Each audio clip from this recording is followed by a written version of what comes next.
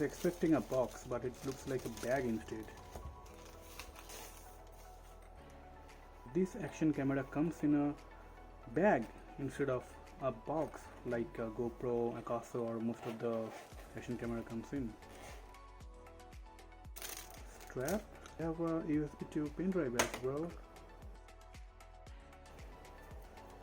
The camera itself with optical image stabilizer. I can see a lot of fingerprints over here, so that's okay. For $25 I can forgive it. Oh, there's a remote control and the charging cable and the microphone. Manual, everything in the box. I hope this will fit with GoPro stand. Opens from the side.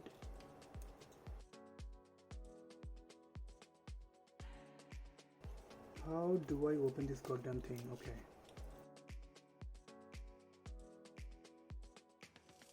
So this is the camera itself. One nice thing is it has got a tripod mount built in. Power button, and so the battery and memory card both will be going to the same slot. What is this? I think this is for microphone and USB and mini USB. I'm not sure. There is a microphone port here. This is it. The manual. And now let's check some real footage. So this is a footage of me just walking with the camera.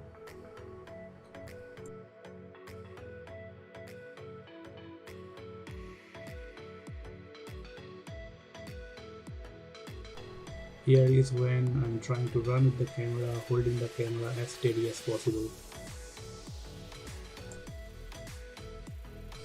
Here I'm moving the camera to demonstrate the jello effect. Here is a dynamic range while turning the camera from a dark area to highlighted. And here is an example of a still image.